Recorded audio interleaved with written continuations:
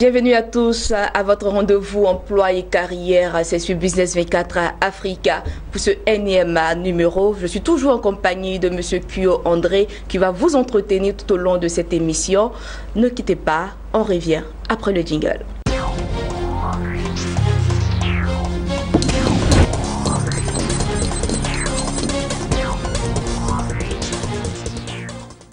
Voilà de retour sur ce plateau. Comme je vous le disais, je suis encore en compagnie de M.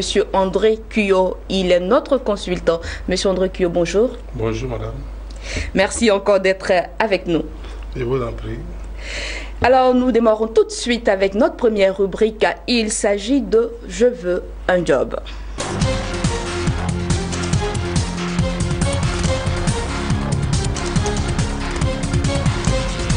Alors, je veux un job de ce jour aborde les stratégies pour trouver un emploi. Quelle est la stratégie à mettre en place pour trouver un emploi? C'est la question que nous posons à notre consultant. André Kuyo, vous avez la parole. Merci pour la question. Je vous en prie. En fait, la plupart des gens se posent des questions. Comment trouver un emploi? Parce que maintenant, on constate que le marché de l'emploi est beaucoup plus rétréci et donc c'est difficile de s'insérer. Alors, est-ce ceux qui sont les mieux formés ou les plus compétents qui trouvent un emploi ou qui trouvent un emploi? En réalité, il y a ceux, entre guillemets, les débrouillards, c'est-à-dire ceux qui savent chercher, qui trouvent un emploi. Alors, nous avons identifié parmi plusieurs stratégies, nous en avons identifié 5 pour aller pour être plus concis et être efficace.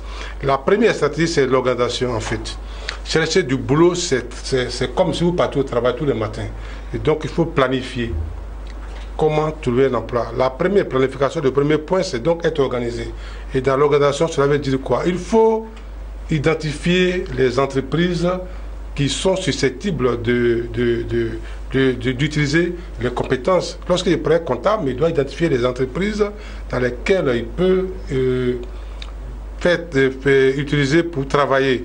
Si vous êtes secrétaire, il y a les entreprises. Vous êtes journaliste, il y a les entreprises. Donc, évidemment, en fonction de vos compétences, vous devez être capable d'identifier, faire une liste peut-être qui n'est pas exhaustive, mais une liste des entreprises susceptibles de vous recruter.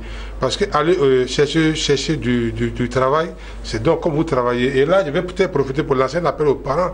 Très souvent, les parents payent très cher les écoles pour leurs enfants, mais après, lorsque les enfants ont le master ou bien la licence, les parents baissent les bras parce que peut-être ils ont trop dépensé, ou ils pensent que l'enfant est assez grand pour se prendre en charge. Or, il faut un budget, parce que chercher du boulot nécessite un budget aussi, un budget comme si l'enfant partait toujours à l'école. Il faut qu'il s'habille. Cette fois-ci, il ne peut plus prendre les tenues de l'école pour aller, donc il faut qu'il s'habille. Il faut qu'il emprunte les taxis ou bien les moyens de transport, mais il faut aussi qu'il mange où il va. Donc, il y a un budget à concevoir. Mais en même temps, il faut que l'enfant conçoive les supports de communication pour trouver un emploi. Il faut qu'il fasse des CV, des lettres de motivation, tout ça. Et tout ceci nécessite de l'argent. Et donc, l'enfant doit être dans l'organisation, c'est tout ça. Si on n'a pas de l'organisation. De sorte à ce qu'on ait un petit budget, on met à la disposition de l'enfant pour qu'il soit efficace sur le marché de l'emploi, pour que l'enfant soit capable d'identifier les entreprises susceptibles de l'employer. C'est le premier point. Le deuxième point, c'est explorer le marché caché. La plupart des demandeurs d'emploi se focalisent sur les marchés, les emplois qui paraissent dans les journaux à grand tirage ou bien sur Internet. Mais ils oublient, bon, en Afrique, on a peut-être les statistiques ne sont pas trop fiables, mais ailleurs, plus de 70 à 80% des emplois que les gens trouvent sont sur le marché qu'on appelle les marchés cachés. C'est-à-dire les marchés cachés, c'est comment? En Côte d'Ivoire, par exemple, on a des entreprises, des grosses entreprises en Côte d'Ivoire qui n'ont jamais fait d'appel à candidature, mais qui recrutent les gens. Comment ces entreprises font? C'est-à-dire que les gens font de bouche à oreille. Donc il faut être à l'écoute de ce marché-là. Il faut parler aux parents, il faut avoir les amis, il faut déjà voir au-delà. Après avoir lu les journaux et tout ça, c'est bien, mais il faut voir les amis, les connaissances, il faut être à l'écoute, il faut s'informer pour voir quelles sont les entreprises qui recrutent. Et donc ça, c'est le marché pour aller vite. Et ensuite, les étudiants, la plupart du temps, ils ne sont pas réalistes en fait. Vous voulez travailler, c'est le troisième point, être réaliste. Être réaliste, c'est quoi? C'est-à-dire qu'il faut être souple. Aujourd'hui, le marché de l'emploi est difficile. Très souvent, on constate que la plupart des jeunes, lorsqu'ils ont un emploi, le salaire ne suit pas par rapport à leur niveau. Donc, ils sont souvent démotivés. Ils sont pas contents. Mais en réalité, ils oublient qu'il y a des millions de jeunes qui sont sur, entre guillemets, le carreau, qui ne travaillent pas, et donc ils sont prêts à récupérer ces boulots-là. Donc lorsque vous avez déjà un travail, la dernière fois on en a parlé, il faut faire l'effort de faire tes preuves sur le marché. En faisant tes preuves, mais évidemment, si le patron après 5 à 6 ans ou 10 ans, mais il ne reconnaît pas tes valeurs, et je vous l'assure, il y a les débauchages. Et aujourd'hui, la plupart de ces téléphones mobiles le savent.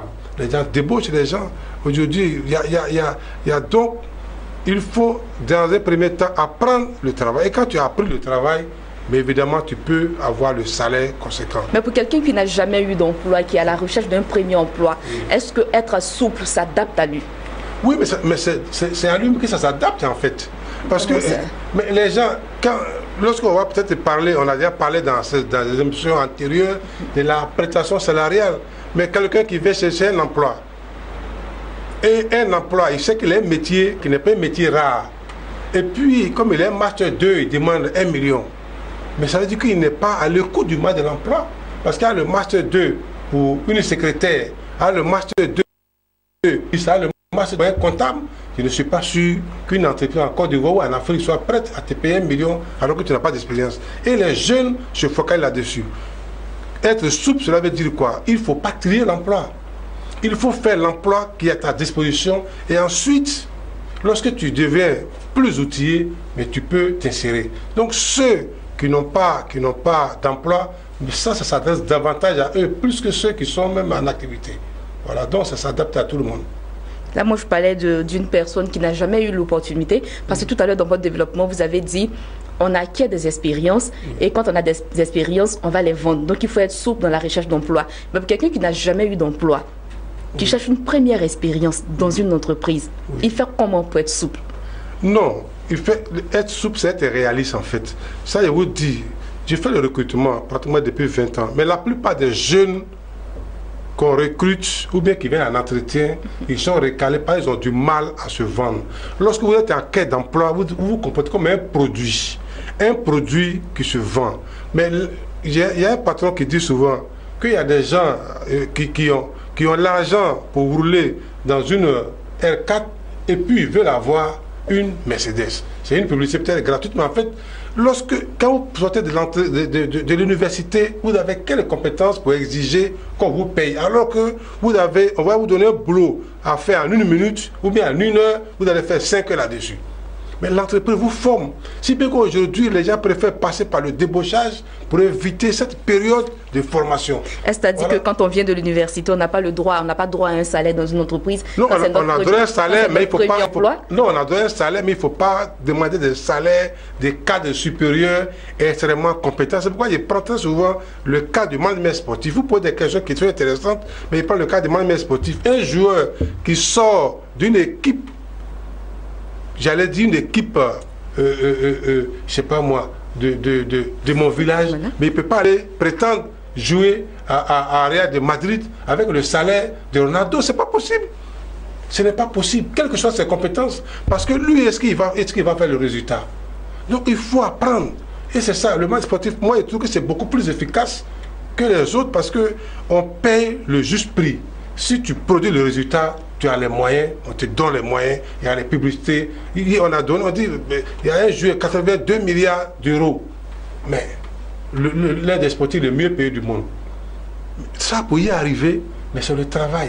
Or, très souvent, les jeunes, ils veulent arriver à ce stade-là alors qu'ils n'ont pas encore fait le cheminement. Ils ne sont pas productifs immédiatement. Donc, il faut accepter d'apprendre, de prendre des coups. Je suis désolé de le dire, souvent ça choque les jeunes, mais il faut qu'on leur parle la vérité. Parce qu'on dit les entreprises, croyez-moi, il y a 212 universités et grandes écoles en Côte d'Ivoire.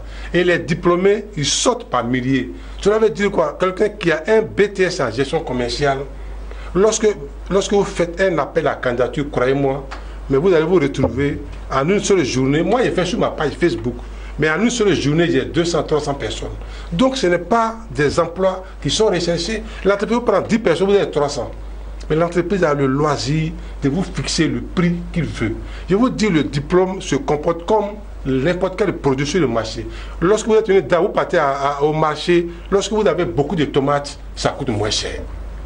Lorsqu'il n'y a pas de tomates, on peut vous vendre 2 tomates à 500 ou à 1000 francs. C'est à prendre ou à laisser. C'est comme ça les diplômes se comportent. Donc si vous êtes dans un secteur d'activité où le diplôme n'est pas un diplôme recherché, mais soyez souple pour vous insérer. Et lorsque vous allez vendre, lorsque vous allez vous vendre, lorsque vous allez faire preuve, mais évidemment le salaire va suivre parce que le chef d'entreprise sait que si il ne vous valorise pas, mais il va vous former et puis quelqu'un d'autre qui n'a pas fait la formation va vous débaucher. Et c'est une perte pour les entreprises le savent.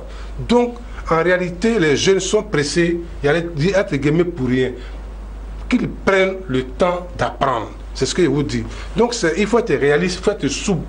Ça ne veut pas dire, je résume, que celui qui sort de l'université n'a pas, ou bien des grandes écoles n'a pas le droit d'avoir un salaire. Non, son salaire ne peut pas être aussi consistant que l'ancien qui est là depuis 5 ou 10 ans, même à la fonction publique. Est-ce que l'ancien, c'est pas parce qu'il bénéficie quelque part de l'ancienneté qui fait que son salaire est plus consistant que le débutant? Mais vous avez tout compris. Mais c'est ça, justement. Parce qu'il est ancien, parce qu'il est productif, mais parce qu'il est plus utile. Être ancien, je pense que être ancien aussi ne veut pas dire qu'on est plus fourni que l'autre, on a plus d'expérience, enfin, on est plus productif que l'autre. Voilà, je peux être novice, je peux être nouveau dans l'entreprise, mais j'apporte plus d'expérience, enfin plus de connaissances que l'ancien qui est là. Oui, non. On a déjà parlé de cela dans la précédente émission, en fait. L'ancien, s'il ne fait aucun effort, mais ce n'est pas parce qu'il a fait 20 ans dans l'entreprise qu'il est compétent. Tout à fait. Il faut un ancien. Quand il dit un ancien, non, ce n'est pas d'un ancien, c'est quelqu'un qui a compris ses faiblesses et qui se donne les moyens de les combler. Aujourd'hui, il y a le fonds de développement de la formation professionnelle, il y a les réunions d'entreprise, il y a les séminaires, il y a la pratique. Mais celui qui a ces pratiques-là, il est différent de celui qui sort de l'école, même s'il a une mention honorable. C'est ça. Mais il faut que la personne accepte de se former. Lorsqu'il est assis, elle est assise là, parce que je suis ancien, mais c'est pas... Dans les entreprises privées, moi, j'ai fonctionné dans les PME pendant longtemps, mais les entreprises, les PME, ce n'est pas l'ancienneté forcément, mais un ancien productif. Voilà. Il ne peut pas avoir le même salaire qu'un nouveau qui arrive, même avec son bac plus 10, si vous voulez. Tout à fait. Moi, je n'ai pas encore vu ça. Alors, je pense que dans les stratégies, il y a encore d'autres points que nous n'avons pas encore abordés. Oui, il y a le point 4. Ok. J'espère que vous êtes convaincu et j'ai convaincu les téléspectateurs. Non, je ne suis pas totalement convaincu, mais nous avons besoin, pour des raisons de temps, d'avancer. Mais il faut poser la question, on n'est pas obligé de terminer. Hein. Mais je veux dire, maîtriser les outils de recherche d'emploi, il faut donc savoir faire un CV. Il faut savoir faire l'aide de motivation. Il faut réagir de façon efficace et efficiente à la question de la prétention salariale. Voilà. Donc, ce sont ces genres de choses. Il faut les maîtriser déjà. Donc, le point 4, déjà, il faut savoir maîtriser les outils de recherche d'emploi. Ce n'est pas parce que tu as un bon niveau. Moi, je dis déjà que le niveau, quand ils font une lettre de motivation, mais en réalité, c'est beaucoup plus une lettre de démotivation qu'une lettre de motivation parce qu'on ne va pas l'appeler. Si une lettre, il ne se va pas bien, il ne se connaît pas, il prend ça sur le net et il fait du copier-coller. Il dit, moi, je suis rigoureux. On dit, qu'est-ce que la rigueur? Dans quel domaine tu utilises la rigueur? Il dit, moi, je suis discipliné. Et puis, il arrive en retard à l'entreprise. Je suis organisé. On lui pose des questions. Tout est ton sac. Il fouille le sac, tout tombe. Mais en quoi il est organisé? Quand tu es organisé, on doit le savoir dans ton habillement, on doit le savoir dans ta démarche. Même quand on demande t'asseoir, on doit savoir que tu es vraiment organisé. Mais un homme qui arrive, ou bien une dame qui arrive dans une entreprise, il s'assoit. Je vais vous dire une chose. On a fait un recrutement pour le compte d'un hôtel un jour. Un DGA, le promoteur voulait recruter un DGA. Et puis le monsieur arrive tout bien habillé, il rentre dans le bureau, il s'assoit dans un fauteuil. Et moi, le DG lui demande, mais qui vous a demandé de vous asseoir dans ce fauteuil-là? Il se lève. Et il s'assoit ailleurs. On lui demande, mais pourquoi vous asseyez? Il se lève encore. Mais de vous à moi. Un DG comme ça, c'est qu'on peut le prendre. Il manque de personnalité. À vous sourire, mais c'est ça. Et alors qu'il a mis dans son CV, je suis organisé, je suis discipliné, je suis rigoureux, mais lui-même dans son comportement manque de rigueur. Si on lui donne la voiture, il ne va pas faire les vidanges, il va cacher le moteur. C'est ce que le chef d'entreprise dit, parce que recruter, c'est prendre un risque. Et aucun chef d'entreprise n'a envie de prendre les risques. Donc on prend des risques calculés. C'est pourquoi on fait tout ça. On prend les risques calculés. Donc il faut maîtriser les CV, les lettres de motivation et répondre aux questions. Et le dernier point... Alors avant d'arriver au dernier point, entre griffes, hein, si on peut se le permettre, voilà. Quelle est cette lettre de motivation, bien ce CV-là, qui est capable d'accrocher un recruteur? Ah, mais ça, c'est un grand point. Faire les CV gagnants, on en avait déjà parlé dans les premières émissions, mais il y a plusieurs CV sur le net. Mais est-ce que ces CV-là, ça vaut dire un CV, c'est un curriculum vitae. C'est un mot latin qui veut dire le parcours de la vie. Donc, vous retracez votre vie. Si vous avez 25 ans, mais depuis votre naissance jusqu'à 25 ans, c'est un livre.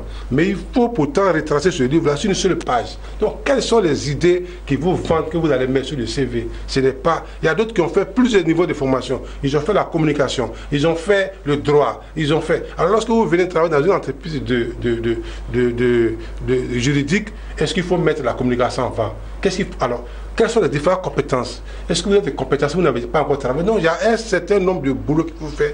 Mais là, franchement, c'est encore une autre... Si vous voulez... C'était juste une parenthèse. Si vous voulez, on va y revenir après parce que c'est très compliqué. Il n'y a pas de problème. Voilà. Alors, je vous laisse avancer. Voilà, nous sommes là pour ça. Et donc, si les téléspectateurs le demandent, on peut reprendre l'émission. Et donc, le dernier point que j'ai trouvé pour eux, c'est bien préparer son entretien. C'est-à-dire, il y a un comportement à avoir avant l'entretien d'embauche. Pendant l'entretien, il y a un comportement à avoir. Et après l'entretien, il y a un comportement à avoir. Très souvent, les gens viennent, quand on ne les appelle pas, ils ne font plus la suite. Donc, il y a un comportement à avoir. Et tout ceci qui vous rend très efficace sur le marché de l'emploi. Voilà. Donc, les 5 points qu'on a donnés, il faut que les gens expérimentent. Et puis, ils vont nous appeler pour dire que ça a marché. Et nous sommes là. Ça n'a pas marché. On est là. On est là, ils peuvent nous appeler, il n'y a pas de problème. Alors voilà, c'était là les grandes lignes de notre première rubrique. Nous passons à présent à notre seconde rubrique.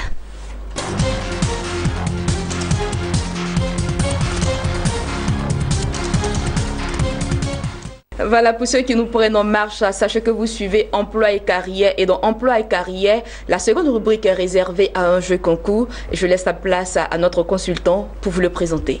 André Kyo. Oui, merci. On avait déjà lancé le jeu concours depuis la semaine dernière.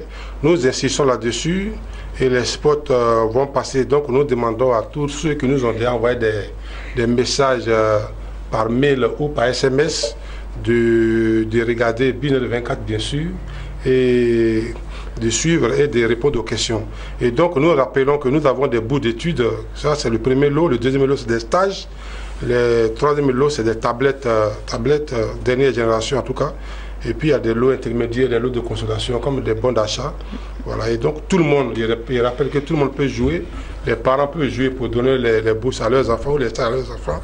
Mais les jeunes aussi qui sont en terminale peuvent jouer pour voir pour avoir peut-être, j'allais dire, des bouts d'études pour rentrer dans les grandes écoles sérieuses.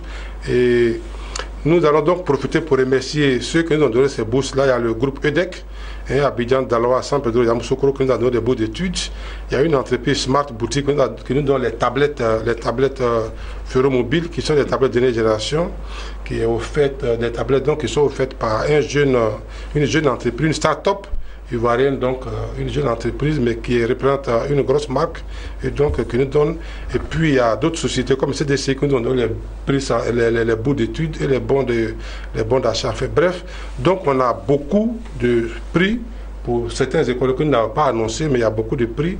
Et donc nous lançons, et chaque semaine, on aura un gagnant qui viendra prendre son prix sur à l'antenne ici. Certainement, c'est vous qui allez leur donner, ils auront donc, j'allais dire, le privilège de faire une bise à Madame Sandrine, si elle le permet, voilà.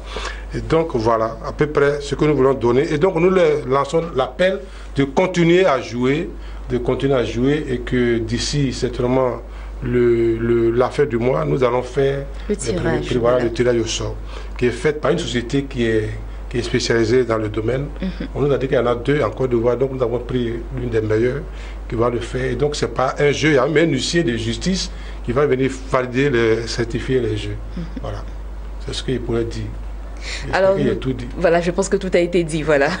Alors, nous espérons que vous avez bien pris note, chers téléspectateurs, devant vos petits écrans. Sachez que le jeu, il est ouvert à tout le monde peut participer, tout le monde peut tenter sa chance de gagner, de remporter un prix à ce jeu concours lancé dans le cadre de notre émission Emploi et Carrière. Alors, sur ce, je vous invite à passer à notre troisième rubrique. Il s'agit de « Je veux créer mon entreprise ».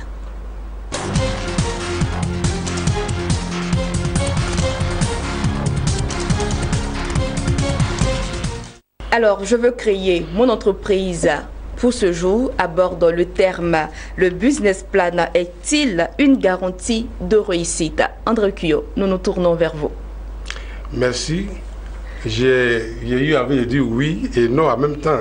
Ok, donc on vous écoute alors. Non, mais parce qu'un bon plan d'affaires, en principe, ça devrait garantir le succès. Tout à fait. Mais un plan d'affaires, c'est une boussole. Tout à l'heure, c'est une boussole.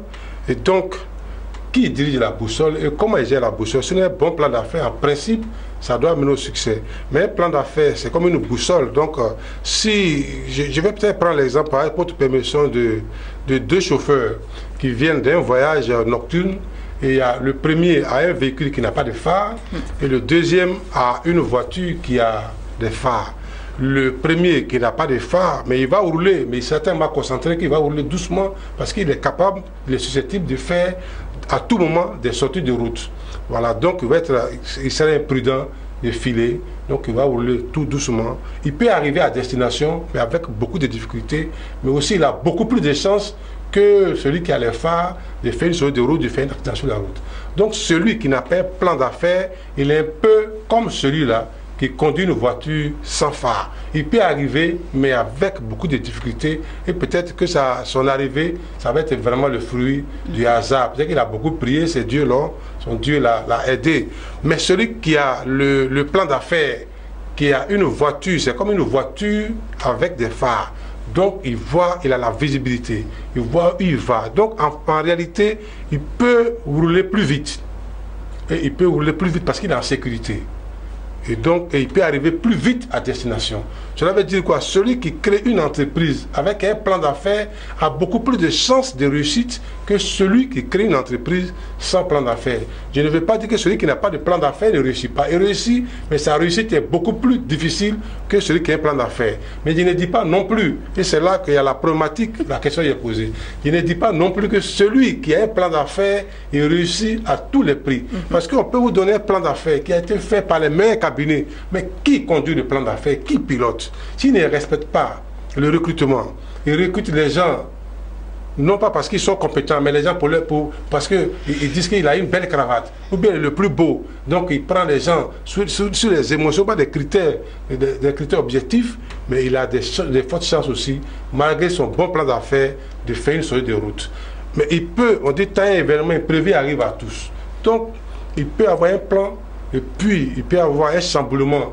Il y a des tsunamis, il y a les tremblements de terre, peut-être qu'ils sont dans des pays instables, donc le pays a changé. Évidemment, il peut perdre beaucoup de choses. Donc le bon plan d'affaires, en fait, en réalité, donc la question qu'il faut poser, c'est comment optimiser son plan d'affaires. Tout à fait. C'est tout à fait, c'est la question que vous voulez poser. Moi. Bien sûr, bon, j'allais y arriver, mais bon. Je suis un enseignant, vous êtes dévancé. Vous êtes dévancé. Donc, en fait, c'est la question. Comment optimiser le plan d'affaires? Mais pour optimiser le plan d'affaires, mais il faut suivre, il faut respecter le plan d'affaires. Ce n'est pas parce qu'on a fait un bon plan d'affaires que tu vas penser que non, moi, mon plan d'affaires, c'est propre. J'ai une voiture avec tous les éléments, une nouvelle voiture, donc je ne peux jamais faire d'accident. Mais plus vous êtes sûr de vous, mieux les accidents arrivent. Donc un plan d'affaires, vous devrez optimiser le plan d'affaires. Comment? Déjà, il faut respecter les règles de fonctionnement de l'entreprise. Il faut respecter le management stratégique, le management opérationnel. Recruter les gens qu'il faut à la place qu'il faut. Voilà, ça c'est extrêmement important. Même s'ils sont jeunes et que j'insiste pour dire qu'un jeune ne devrait pas être trop accroché au sein, mais il faut prendre les jeunes compétents. Parce que il faut prendre les jeunes compétents, dynamiques, parce que très souvent, ils vont vous donner peut-être un secret. Quand on prend les jeunes, parce que les entreprises ne veulent pas payer trop cher. C'est tout. Voilà, peut-être que les gens vont me tirer les oreilles, mais parce que... Est-ce là une bonne solution? Oui, on prend les jeunes, mais non. C'est pourquoi vous dites, chaque entreprise a sa politique. Quand vous prenez les jeunes, mais vous n'êtes pas sûr d'avoir les résultats immédiats. Donc il faut aussi être patient par rapport aux erreurs qu'ils vont faire, par rapport à tous les atténuements, à toutes les hésitations. Si vous voulez aller très vite, vous procédez par débauchage, des gens qui ont un portefeuille client, si c'est des commerciaux, des gens qui savent faire un plan. Enfin, si vous prenez des gens comme ça, vous allez plus vite. Donc, le bon plan d'affaires, tout va dépendre de l'objectif de l'entreprise. Si l'entreprise a un objectif pour dire, moi, je vais atteindre le décollage dans 10 ans, mais là, le temps de prendre les gens, les former, les formater, leur donner la cuite d'entreprise pour que dans 10 ans, ils soient hyper opérationnels en gérant le minimum. S'il veut aller très vite, comme je prends souvent le cas de management sportif, mais s'il veut remporter la Coupe d'Afrique, la Coupe des Champions League, puis ça qui est la mode, mais il est obligé de prendre des gens qui sont déjà prêts, qui sont outillés, qui sont hyper opérationnels, avec un manager hyper opérationnel. Ce n'est pas compliqué. Quand vous regardez les matchs de football, c'est comme ça. Il y a des équipes qui sont en 3e division qui ne cherchent pas à aller en 1re division parce que ce n'est pas l'objectif. Ils font les jouer et les vendre. Donc une entreprise fonctionne comme ça. Donc une entreprise qui a un bon plan d'affaires peut échouer si elle ne respecte pas les règles de management. Si le promoteur ne suit pas les conseils d'un mentor, encore qu'il faut avoir un mentor, ce qui n'est pas totalement donné, mais il faut avoir un mentor qui peut vous coacher, qui peut vous donner des conseils, qui peut vous suivre.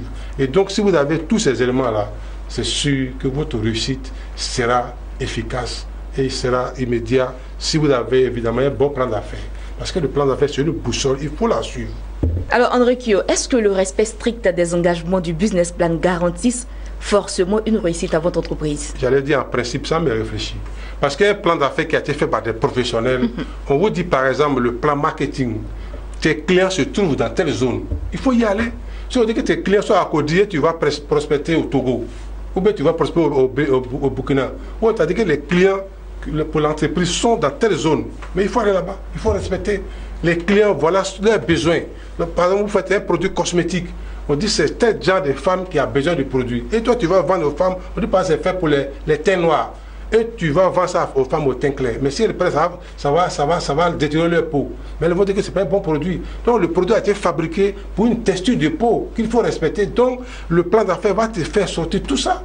Si on dit par exemple tu veux vendre, je ne sais pas moi, une voiture, on dit voilà la catégorie socio-professionnelle qui peut acheter ce type de voiture.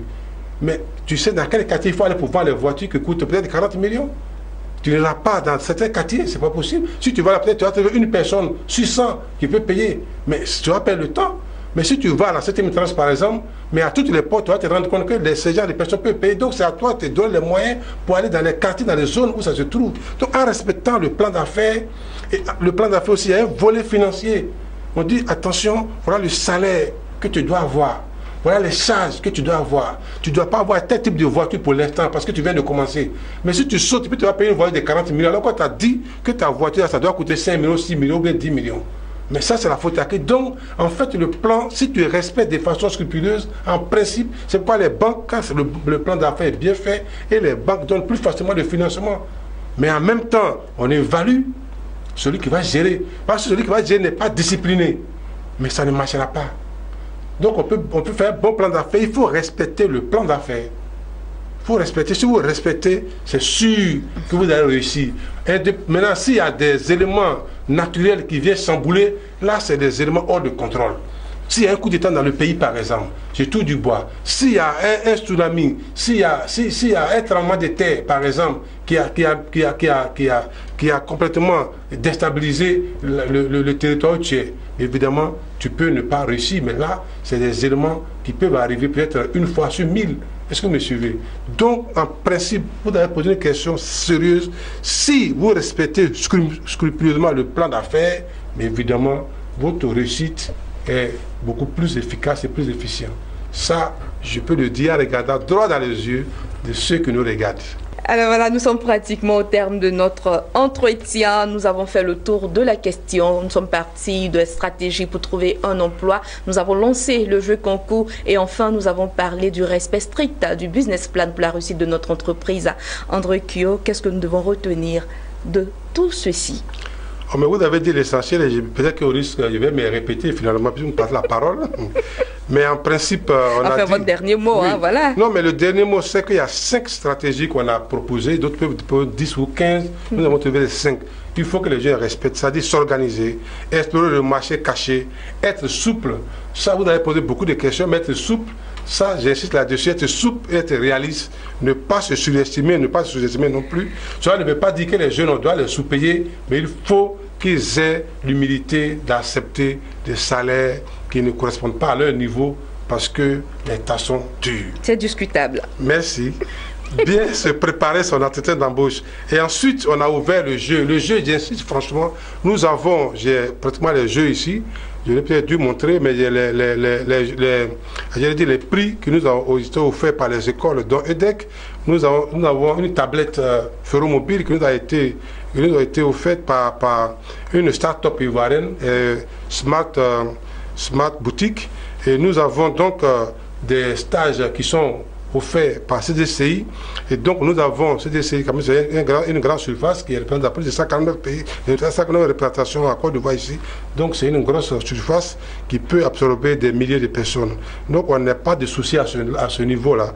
Et donc il faut que les candidats appellent en regardant évidemment Business 24, leur télé, parce que nous voulons faire l'entrepreneuriat social en aidant les jeunes, en aidant les parents. C'est ça l'objectif premier. Voilà. Et donc finalement, on a fini par dire que le plan d'affaires, c'est important, mais ce n'est pas une garantie de succès si le conducteur ne respecte pas les normes qui ont été dictées par le plan d'affaires. Voilà. Alors, je vous dis encore merci de nous avoir entretenus tout au long de cette émission. Je vous en prie. Alors, chers téléspectateurs, voilà, c'était votre émission Emploi et Carrière qui vous a été présentée par Sandrine Bomba en compagnie de M. André Kuyo. Je vous dis à très bientôt pour une nouvelle émission.